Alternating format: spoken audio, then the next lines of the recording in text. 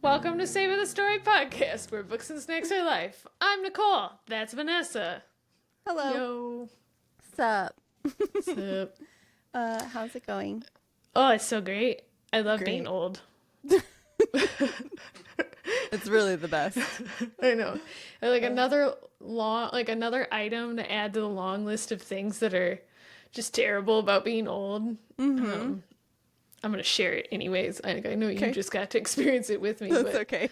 I went outside with the dogs, 40 minutes ago now, maybe. And I was sitting in the swing while they were using the restroom. And I looked at my phone while I was swinging back and forth. And I immediately was like, oh, I'm going to throw up. So I had to go lay down for like a half an hour. My motion sickness. Yeah, that's crazy. It's intense for you to get it that quickly with just like sitting on the swing. Mm-hmm. I think it was the side to side motion, not like a because I wasn't in it like a regular swing. I was like back and forth with my like feet propped up on the tree. So you did it to yourself then. I know. I must have. You can only swing regularly. You cannot swing side to side. So yeah, like I was saying, I am tired of being old. Mm-hmm. Yeah, and since we moved, I don't know where any of my anti-nausea stuff is. So I'm gonna have to rebuy all of that, I think, because restock your emergency kit. Yes. So no, that's crazy. I didn't realize. I know we have talked about it before because you said you like had researched the motion sickness thing for when you're in the car and stuff, but I didn't realize it was so bad that like when you're on a swing it'll get you. Yeah. It's not great. No, that does not sound it. Has it been like that forever, or has it gotten worse as you got older?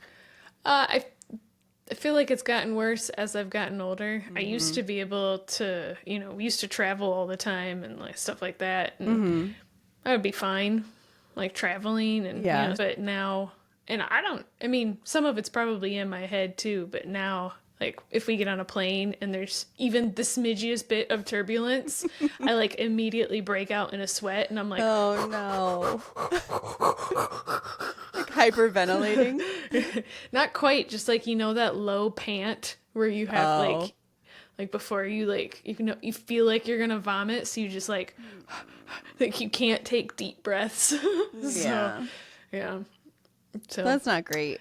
Welcome. Welcome to our old age. I feel like it definitely has gotten worse. It's not, I don't think it's anywhere near as bad as yours, but mine kind of shifted. I feel like I used to be worse in the car, and now I'm like pretty fine with the car. But when I was younger, I could do roller coasters like nothing. And then when I hit like 30, I feel like roller coasters became like iffy. And which is really unfortunate because it's very fun. But I feel like that's I've switched a little bit in my motion sicknesses. Yeah, that's what happened to Mike too. Like he was fine with roller coasters, and then sometime in his 30s, he like one day went on a roller coaster with E, and then he came out and he's like, I'm never doing that again. It's so unfortunate because it's like so fun, and you get like you're totally fine with it forever, and you're like, I've done this one 100 times, it'll be totally fine. And there's that one time that you do it, and it's like, well, shit. Things are not good. Yeah, I've been on a roller coaster one time. That's it? That's it. One time. I can't do it. So oh no. I had to lay down outside of the roller coaster. I found a bench and I laid down for like 3 hours. Oh my gosh. And like the only reason I got up was because we were leaving, because we were at Disney. So like I had to get up so we could leave the park. To leave, yes. So it was just like me walking like 25 feet and then stopping and being like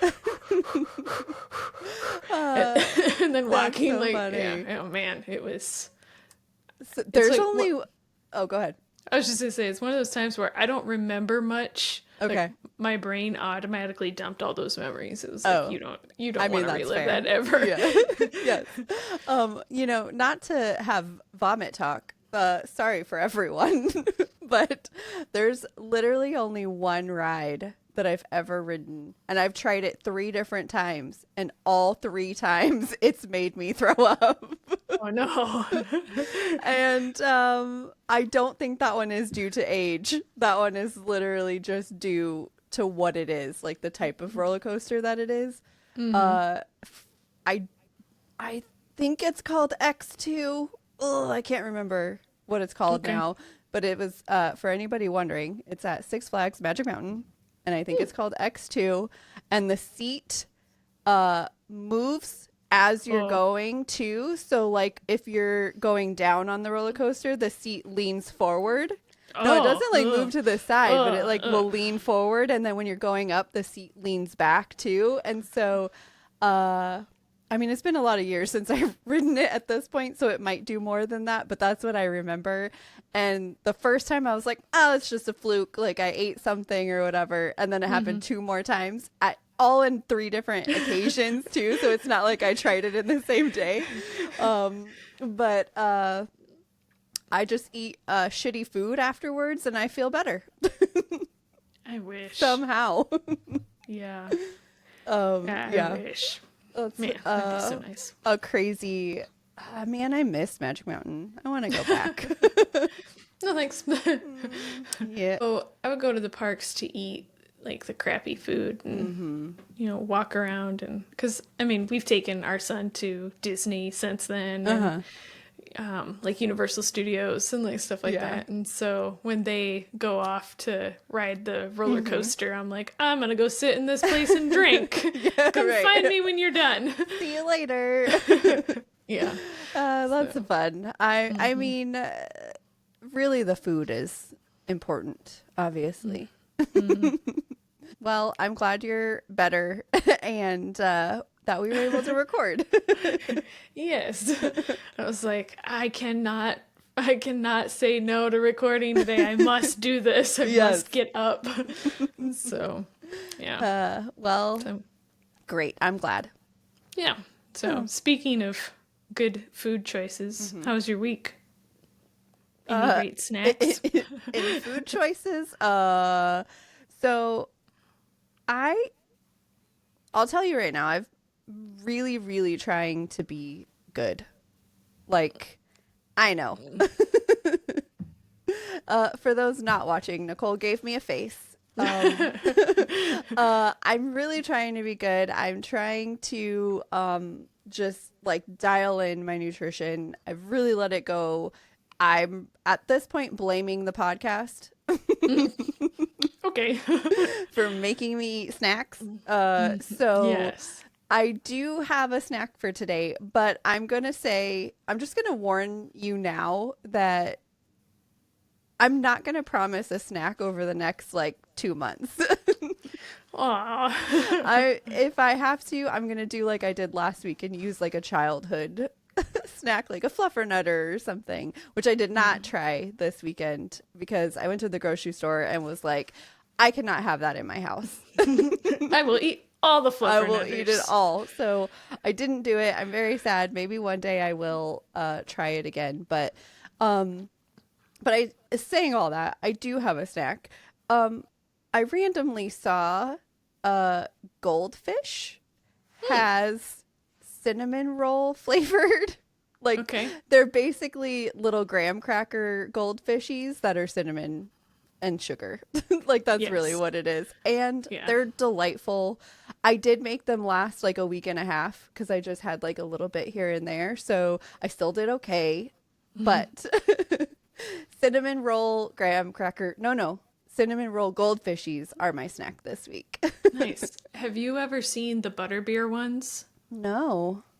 Yeah, they make butterbeer flavored goldfish for Harry Potter.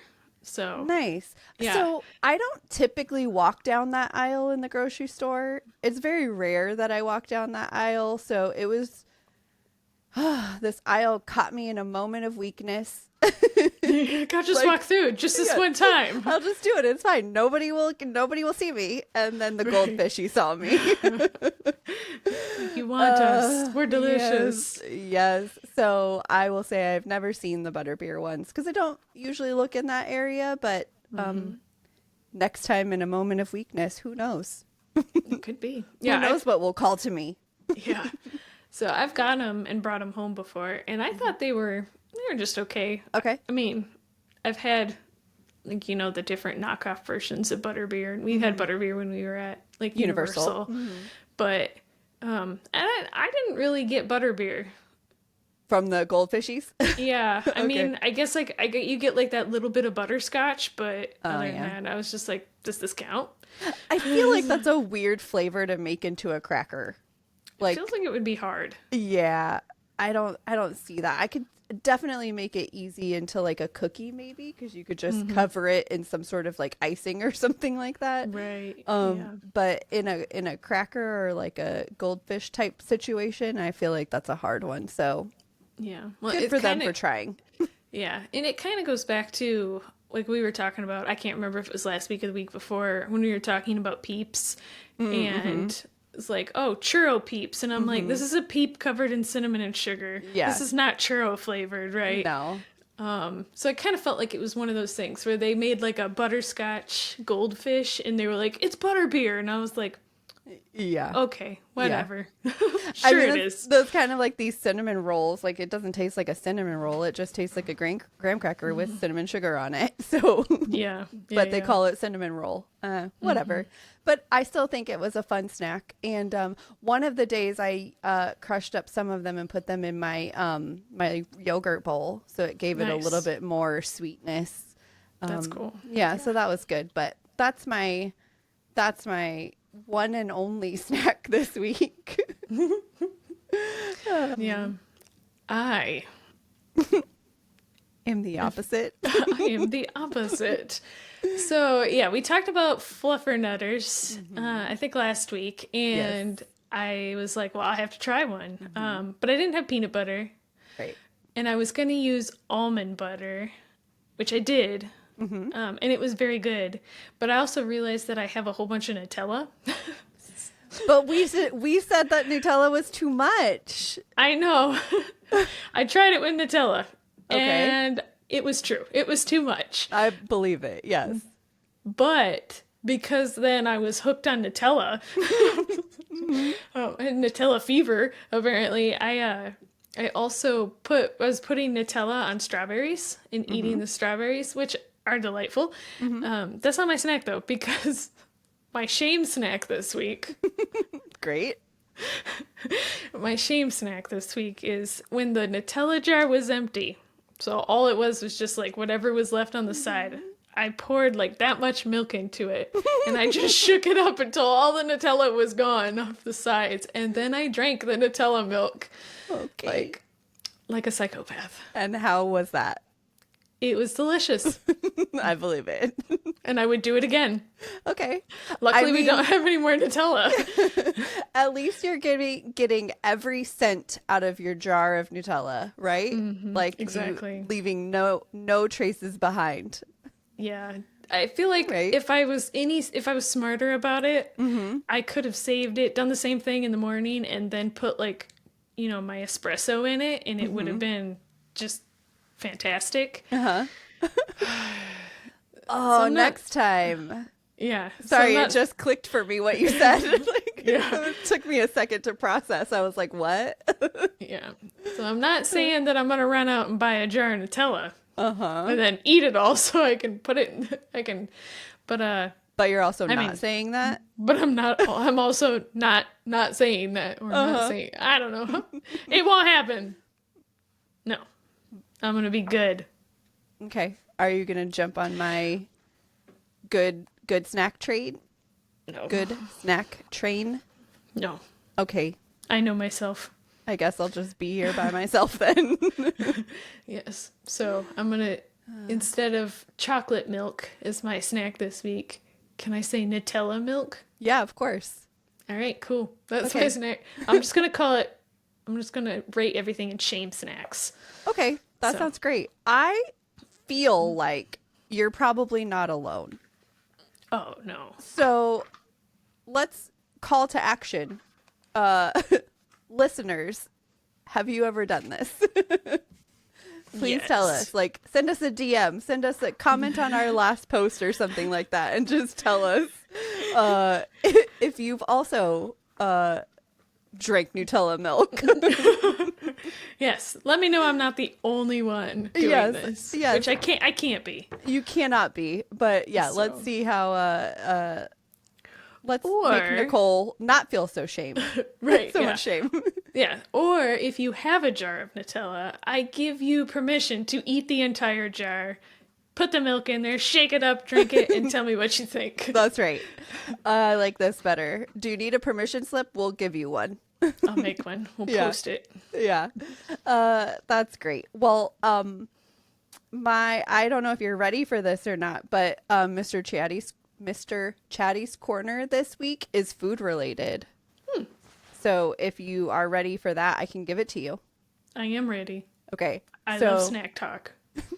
Recently, when we were talking about the fluffernutters and we found out that New England claims the fluffernutter, we asked if there are state sandwiches. Oh, jeez. Did you ask? I asked Mr. Chatty about state sandwiches, and sadly, state sandwiches is not a thing. So officially, because you know how officially the states will claim like flowers and birds and whatever. Right. There's no official state sandwiches. So unfortunately for that. However, he did give me some where like there's a lot of states who have sandwiches that are like deeply associated with them. Okay. So I'll give you some of the examples that he gave. So that one was Louisiana with the po' boy, Pennsylvania with the Philly cheesesteak, obviously. Both make sense. Yes. They had Florida has a Cuban sandwich. A New York is a pastrami and rye. Oh, pastrami on rye, sorry. And then Maine as a lobster roll. All of those make sense, right? So I specifically asked California because we made a guess about like some avocado toast or something. Right. And then Ohio and Michigan. So I asked for those three. So California, he said the French dip. Oh. Because it was originated in LA and it's like a big sandwich there. But he did say that an honorable mention is anything with avocado. Yeah. So we were half right, I guess. In Ohio, he says it's the Polish boy. It's a kielbasa, sausage, coleslaw, French fries, and barbecue sauce, all stuffed in a bun. That actually sounds delicious. Okay.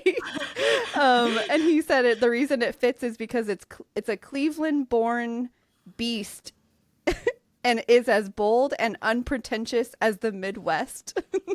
Oh, okay. And yes, and then he said that a honorable mention is a fried bologna sandwich, which I guess is big in Southern Ohio. Oh, I love fried bologna sandwiches. Okay, well, apparently you love the Ohio sandwiches. Yes. And Michigan, he said the Coney dog, and yes, it's a sandwich. Don't at me. That's what he said. You know what? If we're of the mindset that fucking hot dogs are sandwiches because they're in between pieces of bread, then yes, I would have totally said the Coney dog. There's literally Coney Islands every 15 feet. Yep. So that's what he said. He said it's the sandwich scene is dominated for its love of the Coney dog, especially in Detroit, is what he said. And then he also said the honorable mention for Michigan is the Olive Burger, which is in the west side of the state, and pasties in the UP. See, that's another one. If that's what we're calling a sandwich, like a calzone, a Midwest calzone, like, come on. This needs to be a poll. Okay, great. He did say it's not a sandwich, but it's iconic, so it fits. Oh, yeah. Well, yes, it's iconic. Yeah, if we're just iconic foods. But, Yeah. Okay. Yeah, this needs to be a poll. Is a hot dog a sandwich? I need to know. I don't know how I feel about it because I don't eat hot dogs, so I have no skin in the game. No hot dog skin. No hot dog skin. So that's where I didn't go through all of them. Obviously, I was just concerned with those 3 because we talked about them and because we live in them.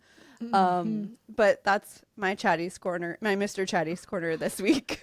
That's a good Mr. Chatty's Corner. I'm Yes. glad you followed up on that because as soon as we stopped recording, I must have forgotten. I only remembered it because I was editing. And while I was editing the episode, I was like, oh shit. And I wrote it down. Yeah. I know I've said this before. Like, I'll go back and listen to our episodes like later. And I'm always a couple weeks behind because I only go back and listen when I'm like running. Yeah. But I'll be listening and I'm like, oh yeah, we talked about that. I should bring it up again. Like, you can follow up with this. Yes. And then as soon as I get done with my run, I forget. That's okay. It's all right. I try to remember them when I'm editing, but once I'm done editing and it's out, it's over for me. Like, it's not coming back unless somebody brings it up. So if there's ever listeners, if there's ever something that we bring up and never talk about again that you want us to, please reach out to us. Yes, it's because we've literally forgotten. Yes, remember, we're 40-year-old midlife crisis situation over here. I got bigger problems. That's right. Nicole's basically dying from swinging on the swing. So please reach out to us in any way possible that you can think of, and we will if you reach out to us, it becomes a higher priority, and we will for sure talk about it. Yes, because when we get listener comments or questions or anything, it's like, all right, I have to write this down. Yes. We actually have listener talk. Yes. We actually have people who care about us. Exactly. So that's all I have this week. Nice. Are you ready to tell me about your books? Sure. Okay. Tell me. Right now. Right. Okay. Thank you. This is very serious. Yes. All right. Well, I am going to talk about 2 books this week. I know I sent you a text earlier that I had a pretty big book week. I had like 5 books this week. But I don't need to talk about all 5 books. I've finally come to your side of the where I'm saving a book, not because I'm like, I have to have one for a rainy day, but because I don't have notes for all of them. And okay, great. I've always known this. It's really easy. If you're reading like romance novels, it's so easy to just punch out a romance, like especially if you're listening, in like a day. Yeah. Because I can totally multitask and listen to a romance because like you're listening, he's like, I don't know if I could do this, blah, blah, blah. I don't know if I can love them. And then like you like tune back in 45 minutes later and like, I don't know if I can love them, blah, blah, blah. And I'm like, yes. All right. Still there. Yeah. I missed nothing. Okay, got it. Cool. So 3 of the 5 books that I read this week were romance novels or rom-coms. Okay. So nice. I was like, I don't need to talk about 3 romance books in one day. No. So I'll only talk about 2. No, I'm just joking. Just 1. Oh, okay. So one of the books that I did want to talk about is number 3 in the Murderbot Diaries. Oh, yes. I was like, what book is number 3? So this one is called Rogue Protocol. Okay. By Martha Wells. It's Kindle Unlimited right now, and it is sci-fi. So, all right. So Murderbot has learned his earlier disappearance from book 1 has caused issues for one of the only humans Murderbot can tolerate. So he's going to go do some investigating on a planet to see if he can find some evidence against the company that is coming at her. So once he gets to the planet, though, he needs a way to blend in. So he goes with a group of research scientists as their security consultant. Okay. And of course, it can't just be easy for Murderbot. because humans have a tendency to get into trouble. They're easily fragile, so he has to keep saving humans even though he doesn't like them. Of course. So poor Murderbot. Yeah. I can't believe humans keep putting him in this situation. So do you find that they are super connected to, like, each book is super connected, or are you finding them to be kind of standalone-y but also like they fit into a bigger picture? So they all can be listened standalone. Okay. I think at least the first three. They all go together really well. It's kind of one of those where within the first book and the third book, things are happening back to back to back to back. Okay. So it's not like it's a month later. Okay.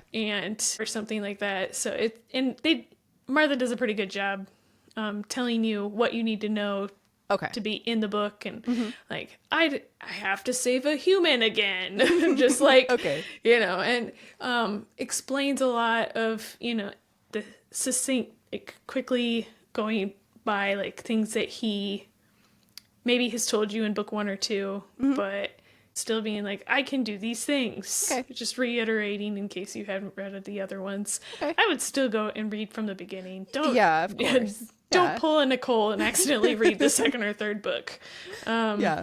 So this book is 158-ish pages long. Okay. It's a really quick read, which is another reason I was able to read so many books this week. I actually read this book and number 4 in the same day.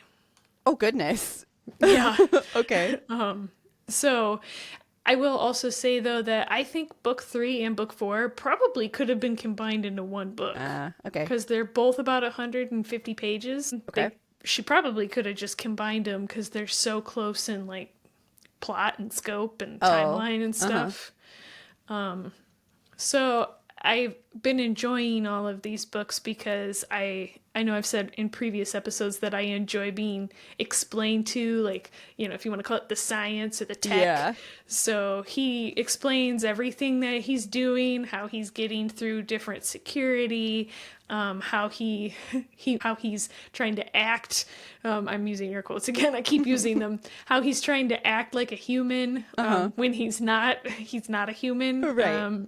So in this book, we start to get a little bit better of understanding of what Murderbot himself wants, because in book 1, he considers himself to be a robot. In book 3, he's developing more of a personality. So he has his own wants and needs. Yes. So he starts to explain, or at least discover himself what some of those might be. Okay. In this book, there's some pretty good supporting characters. I think they're all new. Okay. And, he meets another robot. Her name is Mickey. And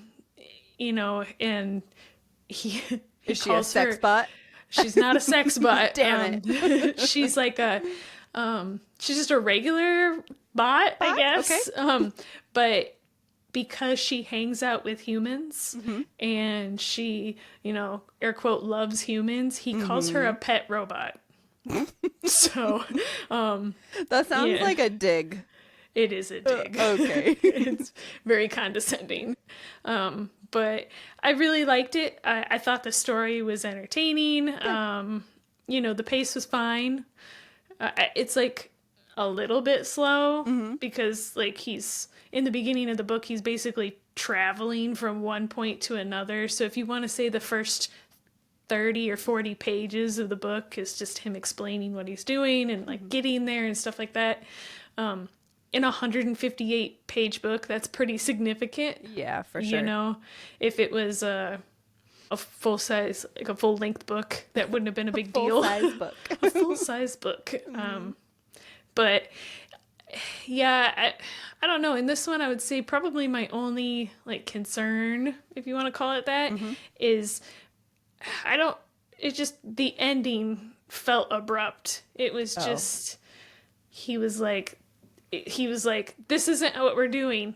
Bang. Okay, we're done here. And he left, and I was like, huh.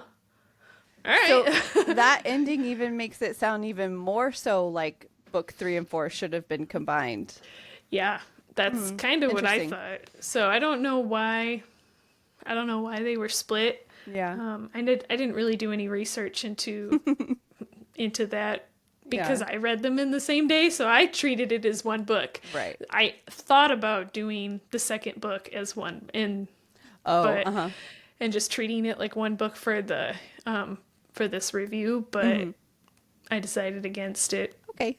So I gave this book 4. Shame snack. Yes, thank you. I was trying to remember what the Nutella was. I was trying to remember the word Nutella. So yes, I would have 4 shame snacks today. Okay, great. For this book. Okay. Okay, second book. This is a romance.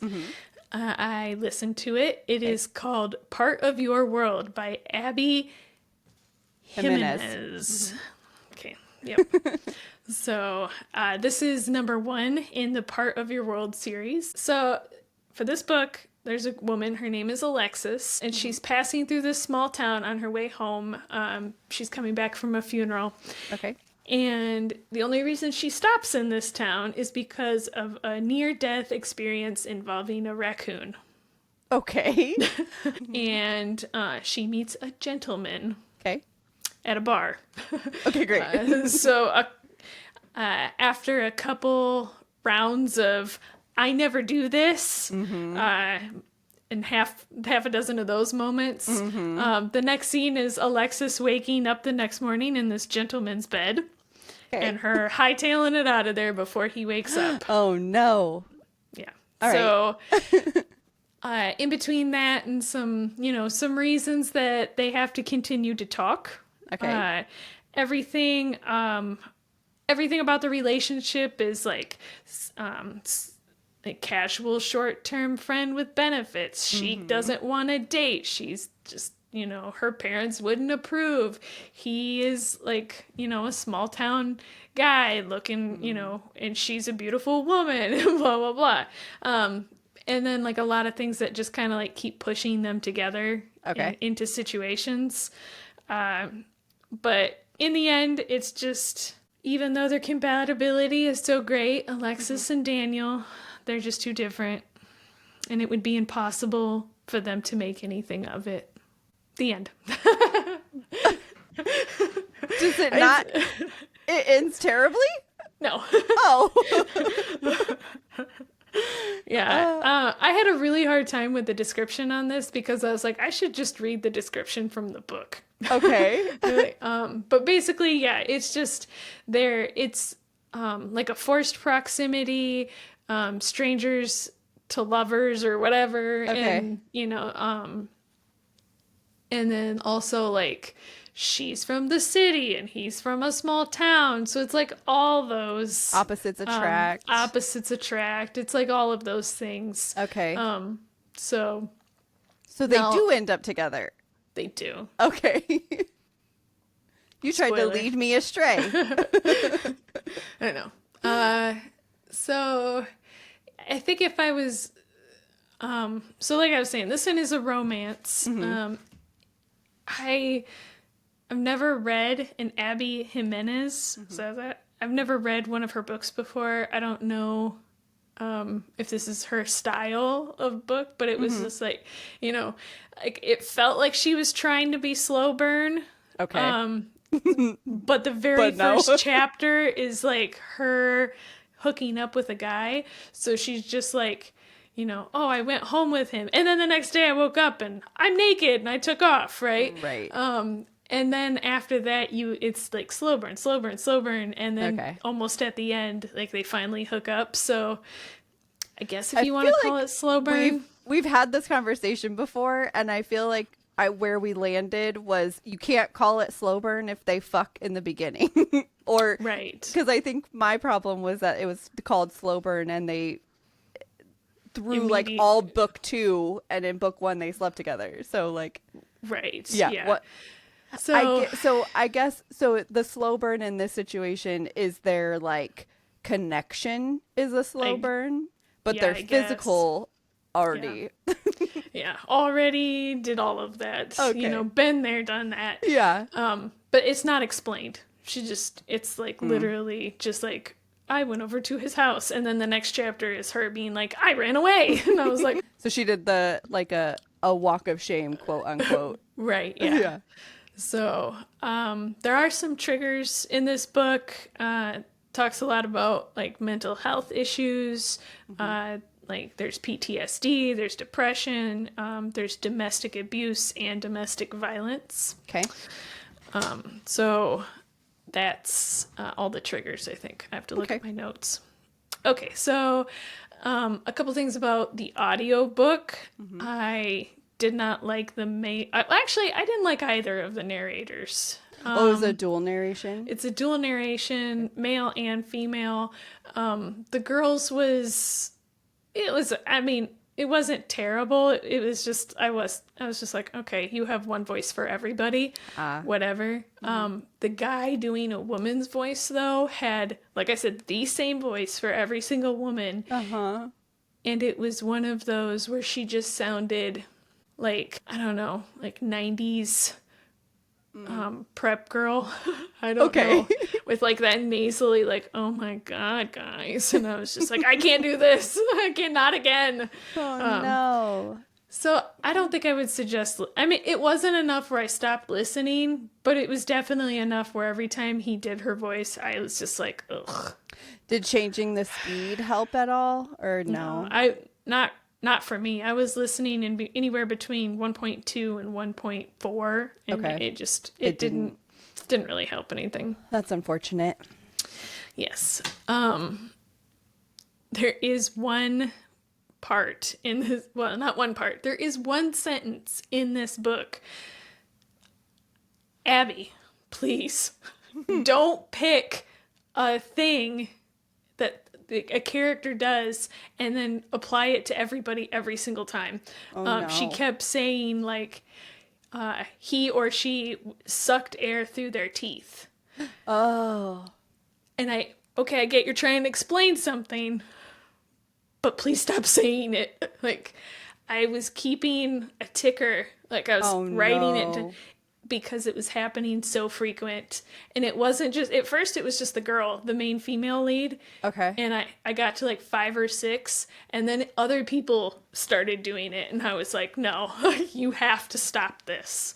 I hate that can't be the descriptive thing for everybody person every time they have a reaction. So when did you stop counting, like total? About 8. Okay. And that's just because I didn't have my book near me because I forgot to take it to work. So I lost track. Okay. So I just my opinion, the main male character lead felt too perfect. Oh, okay. There was just nothing wrong with him. Okay. He never did anything wrong in the book. He never said anything wrong. Like, you know how there's in romances, there's always like the third act breakup where hate it. Something happens. He didn't do anything. It was her freaking out, and then she realizes, oh, he's perfect, and like, yeah, I know. I fucking hate a third act breakup. It's like the worst. I don't. Do you call it a trope? I don't know. I hate it. Yeah, I'm not really a fan of it, especially when you have like 2 hours left in the book and they're so close to a happily ever after, and you look at the timestamp and you're like, yeah, this is suspicious. Why can't something else happen? Like something else happens that like comes in and like tries to break them up or something like that. Like let them fight something together. Like let's not make them fight each other. Yeah, that would be nice. But this book is not one of those books. Okay. There's definitely a third act breakup, and of course it's not his fault. He's just too perfect, which was lame. I mean, I get in romances you want your male character to be like handsome and sexy and everybody like wants to be, I just like give him something. Yeah. Like, I'm not saying he has to like, I don't know, not wash his hand after he pees, but like something, right? He Right. can't just, it just can't, he I mean, becomes that feels boring. like that feels like a small thing that you could throw at him. Like, I don't Right. know. Like every time I shook his hand, I knew I was touching his penis. Like, Okay. but yeah, but because I knew, like I was saying earlier about the third act breakup, and because the guy is just too perfect, the book was kind of predictable. Okay.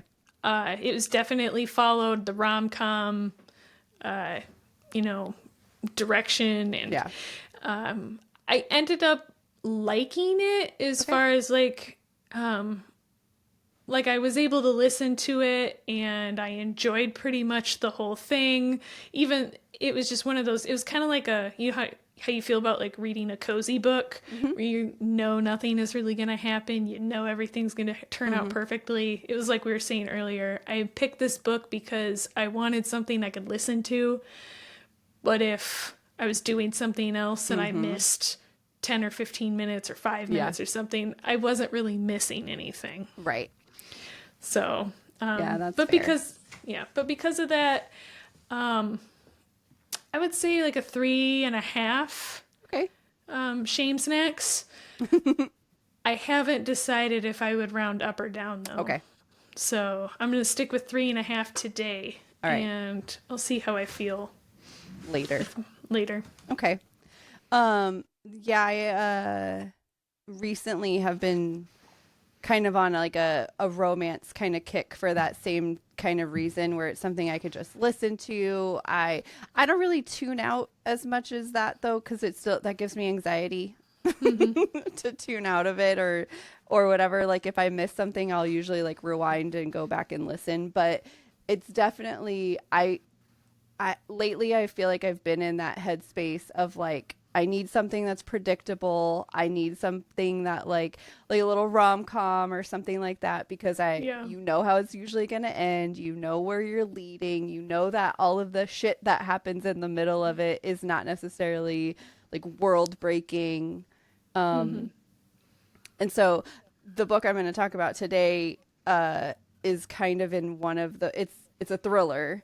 And so it's like it's one of the reasons why I started leaning into some romance recently, because I had a string, as you know, the 4MK thriller. I had a couple other like murdery type books. And so the one I'm going to talk about today is in that same vein. And when I finished this one, I was like, I think I need to, I need to take a step back. I need to have a break.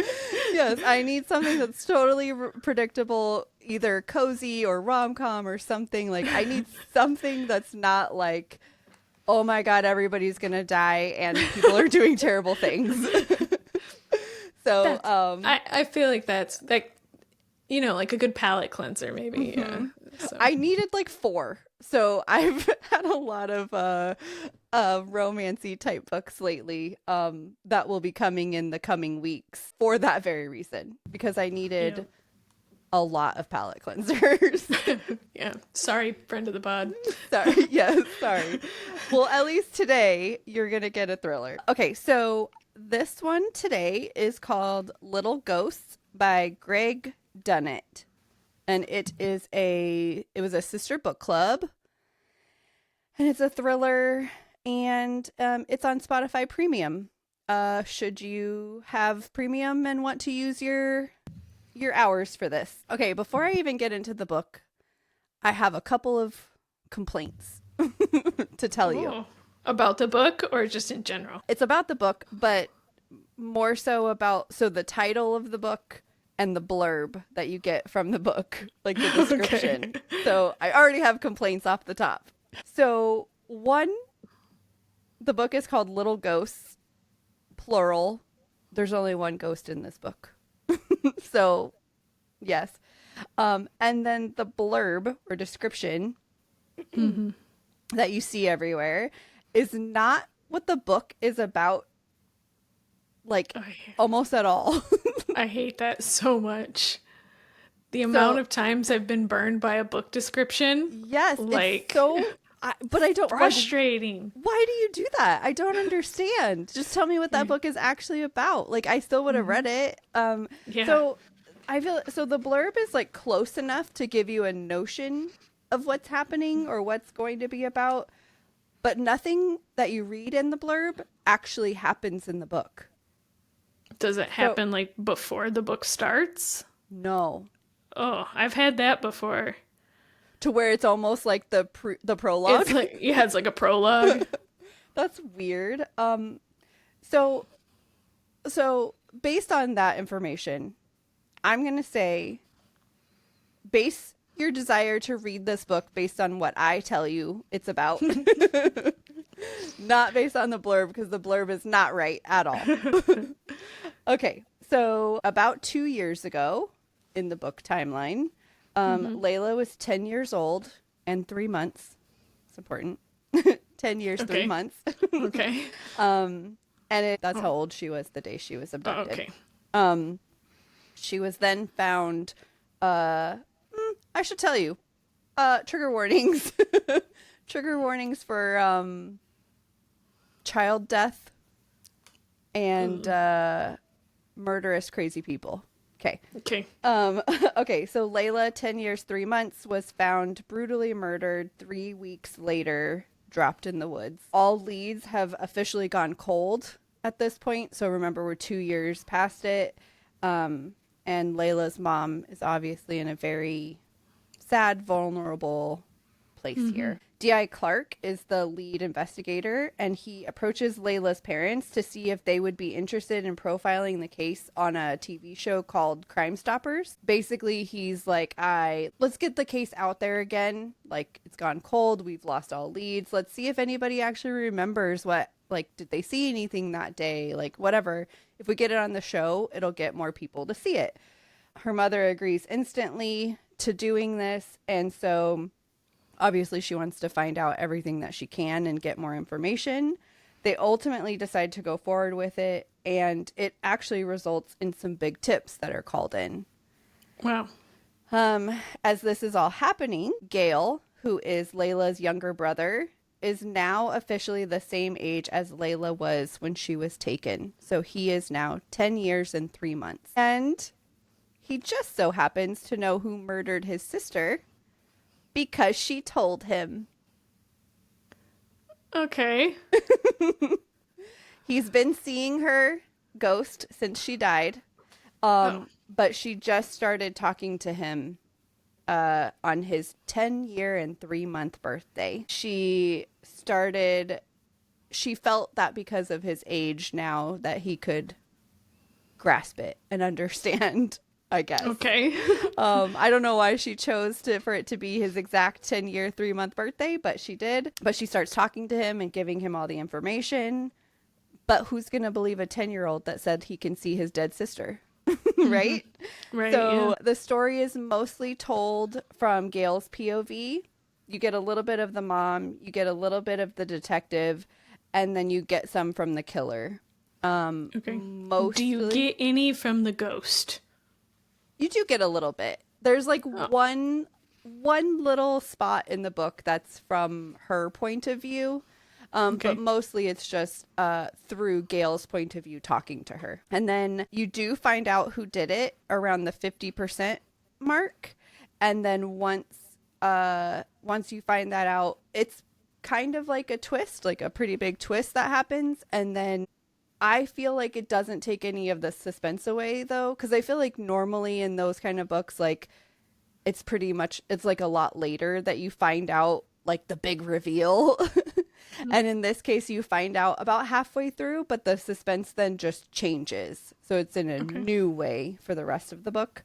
So I did find that it was really, really good. I was engrossed in the story the whole time. I do have some things wrong with it, but for the most part, like the twist got me. And so I wasn't expecting it. I also really enjoy how it was revealed. Like, it was a really cool way to reveal it. I do wish the time, though, that was like... So, you kind of get some things thrown at you where it's like, maybe this is the person who did it. And almost immediately after, it's like confirmed, or like you find out who did it. And I wish there was more time between those two things to kind of give a little bit more suspense of like who actually did it. But I still really like how it happened. There at no point, I don't know if this is a spoiler or not, so if you're concerned with that, maybe skip forward. But at no point do you ever get Gail being like, my dead sister told me this happened. Like, I really just wanted a moment. Everything is kind of like subtle more, like the way he figures things out and conveys the information is more hidden. And I really wanted a moment where he just like yelled at someone and was like, my dead sister told me. Right. Yeah. And we didn't get that, which was unfortunate. Yeah, if you're going to include paranormal activity in a book, it kind of feels like you have to, like, I don't know, have a bigger role or have it play like a major role or something. Yes. So, yeah. So, I don't know. I think overall, I did really enjoy it. I did originally rate it 4 graham cracker goldfish, whatever. But after talking to my sister about it, we both kind of had the same like thoughts and feelings or whatever. I think I'm going to drop it to 3.5. I think I'll still round it up to 4, but I think its true rating is 3.5. Okay. What did she say to make you bring your rating down? Well, some of the things that she was bringing up, like needing more time between like when you find out who it is versus, or who you think it is versus who it actually is. I agreed. Like as soon as she said it, I was like, oh yeah, you're right. I do wish there was more time there. And then there was a couple of like big spoilery things that she talked about at the end of the book that I was like, oh yeah, that could have been done better. Okay. Yeah. So I don't know. It was still, I still really, really liked it. I still was like engrossed in it. Like I finished it in 2 days or something. So still good. I do want to say though, this is not necessarily this book related, but it kind of came to me while I was reading this. It also might be because we had just talked about like all of the spoiler stuff with our like listener feedback and everything, and how I'm totally in the in the minority. The minority, yeah. I actually do feel like there's some cases where it would be fun to like know the spoiler first, or to know the reveal. And maybe I thought of it in this book specifically because you do find out about halfway through the book, and it felt like it gave some more suspense later because like you know who it is now, and so you know how that person is involved in the story, and so it's like, oh my gosh, how is this going to play out? How are they going to get caught? Like how or whatever. So knowing who it was didn't necessarily change the suspense level. So yeah, I still don't think that I want spoilers all the time. Okay. But I can definitely see how it could help sometimes. And I feel that I'm open to test it out in a book soon. Wow, this might be a turning point for you. Yes, like to know something, like see how it feels to know something going into it, and then finding out how it affects my like suspense thoughts or whatever. Okay. Yeah. Can I ask a question? Mm-hmm. Okay, so since it's been confirmed that the brother he's actually seeing a ghost. Yes. Does the ghost go away after the crime is solved, or does he see the ghost for the rest of his life? Is that ever brought up? It is brought up. It's okay. You don't have to tell me if it's spoilery. I was just curious if it plays a big part. I guess it's not a big part. No. Okay, but it is addressed. Yes, it is. Okay, cool. Yeah. I think it's I can't remember if it's done in an epilogue or in like in a situation that's afterwards or whatever, but obviously it's afterwards, but yeah, it is like a conversation that they have, and you find out like what's happening and like all that kind of stuff. Interesting. Yeah. Cool. Yeah, it was really cute. I mean, cute, I say. You need to read a romance. I'm saying it was really cute, the like relationship that he had with his sister. Like as children and siblings and like that. Child murder is not cute. No. We're gonna lose listenership real quick. I know. No, I did cry in this book. It was, yeah. I mean, honestly, last like eight of the last 10 books that I've read, I think I've cried in. So it's not saying a whole lot, I guess, but yes, I did cry.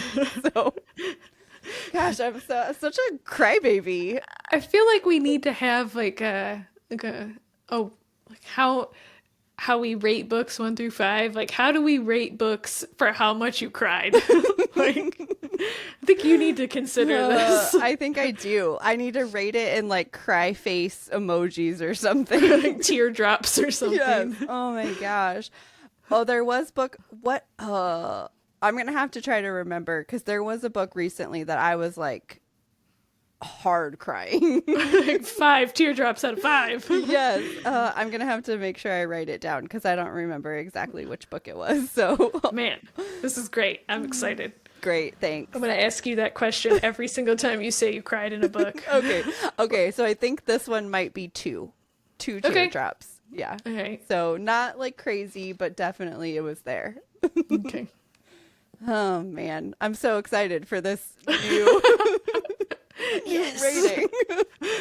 And when I say excited, maybe not, because now I'm gonna have to pay attention to how much I'm crying all the time. Oh, hopefully there's other people out there that are like me. Please, don't shake your head no. Yeah, somebody let Vanessa know she's not alone. Yes, please. Thank you. Okay, well, I do have a tiny listener corner for you. Okay. It's a little bit of a cheat listener corner. Okay. Because the listener is Tim. Okay. So the listener this week that I'm going to specifically call out is Tim, because he read a book that we recommended to him, Project Hail Mary. And one morning while I was at work, I got a call from him. I got a random call from him, and he said, "Who do you think you are? And what gives you the right to recommend a book to me that's going to make me stop in the middle of my run so that I can find out what's happening?" See, yeah, that's like when you drive down a street and you're looking for an address and you're concentrating so hard you have to turn the music down. Yes. Like, that's what I think of. When you told me that, I was like, oh, damn. Yes, that's exactly what it was. Like, his feet could not be moving and listen at the same time. So for anybody who has read Project Hail Mary or is okay with a little bit of a spoiler. I mean, it's not a spoiler because he specifically requested that I do not spoil it. But he said there's a part in it where Rocky, the robot alien, I don't know what you want to call him, an alien, something could be going wrong with him. And you don't know how it's going to, what's going to happen or if he's going to make it. And that was the part where he called me and he said, "Tell me, but don't tell me. Tell me without telling me if Rocky is okay." And so funny. It was adorable. He was so excited about it. He's like, "Tell me so that way I can start running again." Yes, exactly. So he did finish it. And rated it 5 stars. Yeah, everybody loves that book. Yep. Nicole, you gotta change your thoughts. I don't know. It's a cute book. I hate him so much. Can I tell you something? He said that he liked it more than The Martian. He needs to go back and fucking read The Martian. To be fair, he said, I don't know if I really remember The Martian. Yeah, go back and read The Martian. I almost went back and read The Martian. Oh, really? Just because I was like, like everybody keeps saying 5. Do I really, should I stick by my guns with The Martian is better? So I am actually thinking, I'm listening to, I just started an audiobook today, but I'm actually thinking that I might go back and listen to The Martian, not this one, not the next one, but the third audiobook from now. Okay. I will probably go back and listen to it. Okay. I would be interested to hear your thoughts on it to see how you feel about it. Because, yeah, I mean, like I said he wasn't really sure if he could remember it. But, yeah. Also, if you can hear background, I'm sorry. My neighbor decided that right now is the time to do yard work. And so I'll apologize for any background noise. All right. Are you ready for our discussion question? Yes. Yes. All right. Do you have any unpopular bookish opinions? I feel like since we actually talked about one just a minute ago. When you said the spoilers. The spoilers. Yeah. Yes. And apparently me not liking the Project Hail Mary. Apparently. I know. Unpopular book opinion. Okay, but listen, I never thought that not liking spoilers was an unpopular opinion. I always thought that I was the majority there. So I'm still going to say it's unknown whether that's unpopular or not. Oh, so you're trying to say that you still think you're right, and yes. I think that's worth a repost. All right. We'll try again. We'll try again. I'm willing to double down. Okay. But I think if I'm remembering some listener stuff, I think me not listening to prologues and epilogues 100% of the time, especially epilogues, was kind of a big one. Yes. Yeah, I definitely think that one is a big unpopular opinion. Yes. I'm sure the authors would be on my side of that one as well. Yeah. It's not even really like I'm doing it to be abstinent or to be like, I was just like, sometimes I read it, but like sometimes I get to the end and I'm just like, yeah, I'm good. Yeah. Like. Me and Tim had a conversation about this yesterday or the day before, and he said, if it's an audiobook, yes. If it's a real book, he does not read either the prologue or the epilogue. So, yeah. He said if it's an audiobook, it's too hard to skip them. Yeah. But in a real book, he said, nope, I don't need to read those. And I told him that I was going to file for divorce. Poor Tim. I know. Yeah. Just kidding. Something else. Let me think. The only thing that I can think of for me is not liking ACOTAR. I was actually just about to say that. Were ACOTAR you? or like anything by like Sarah J. Maas. Yeah. Just not a Sarah J. Maas fan. Nope. Samesies. So at least we're together in this one. And then maybe a little bit of a unpopular opinion. I'm not really like a huge book talk fan. Same. I just I will say that, and I know we've talked about book talk before. I recognize that there are pros to book talk. Yes. We've listed them all in previous episodes, everything we could think of. But at the same time, I just have not had good luck. Nope. I purposely go out and look for books on Book Talk, or go into the store and you see like the Book Talk section. Yes. And I'll pick books from there. And yep. I try to pick books that have like in the 4 range on like Goodreads. And I'm just like, who is rating this? Yep, exactly. So, yeah, I think, I don't know. I feel like another one of mine potentially, so it's like I would say mild because I still enjoy them. And by them, I mean romantasy books. But I feel like my unpopular opinion is that they're getting out of control.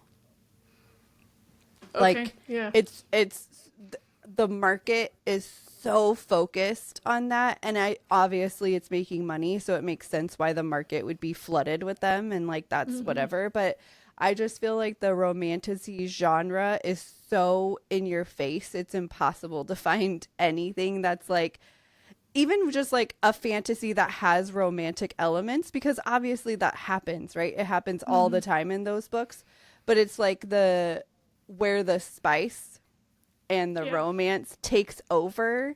It's, to me, it's no longer, at that point, it's a romance book with fantasy elements. It's not a romantasy. Like, it's not a fantasy book, which maybe that's what they're going for. Obviously, it just came to me as I said the word romantasy. I was like, maybe that's what they're going for, is romance with a little touch of fantasy.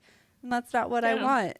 Something to get people like into the fantasy realm or something, like dip your toes in with romance. Yeah. So I don't know. I feel like that's probably an unpopular opinion and I'm not going to say I don't enjoy them, because there's been plenty of books that I've liked, but I just think it's getting a little out of hand. Oh yeah. I'd like to, I might look up the statistics on that, because I'm curious, like for every romance or romantasy book or however many, like a thriller, for every thriller or nonfiction or whatever, how many romantasies are being released at the same time, right? What's that ratio? So it's got to be crazy. I feel like 3 to 1. Yeah. Like, yeah. Yeah, I feel like it's got to be, because it's just it's like it's everywhere. It, like I said, I get it. It's the big money maker right now. It's who's buying books, right? So I get it. And they're still fun to read, so I will read them as long as they're being released and out there in the world and stuff. But if I have to choose, I think I want to choose fantasy with romance, not romance with fantasy. Yeah. Sometimes I wonder if, I'm sure it happens, but if like authors are like, oh, I have an idea for a book, and then maybe they start writing it, and then they're like, man, romantasies are really popular right now. Maybe I should just add in an elf. You know? Let's add in some like a fae, and and let them fuck. Right. And then, and then all of a sudden, they're making money. Yep. So I get it. Make your money, girl. But yeah, I don't know. I feel like that one might be a big one. And I don't even feel like it's fully formed. Maybe I need some help with my thoughts, but I don't know. Whatever. That's how I feel right now. Well, you did say it was a baby one at the beginning. Yes. So you can think on it some more and come back to it next week. Sure. I'll remember. We will totally remember. Oh, yes. Where are my sticky notes? Do you have more? Do you have more? No, I can't think of any. All right. So yeah, I think that's all mine too. I don't know. It's hard to think of what popular opinions are to know that I am the opposite of them. Right. Yeah. Oh. All right. Well, tell us what your unpopular bookish opinions are. We would love to hear them. Yeah, maybe we have them too. Yes. Maybe we just didn't agree. Know it. Yeah. Yes, let us know. Go out to savorthestorypod.com and email us there, or go to any of our socials, Savor the Story Pod, and comment on anything we've posted and tell us about your unpopular bookish opinions. Any way you want to contact us, we are contactable. Let us know all the things. Support us by telling all your friends. Grow the pyramid. And that's all. Thanks for listening. Thanks for listening. Bye. Yay. Goodbye. Get out of here.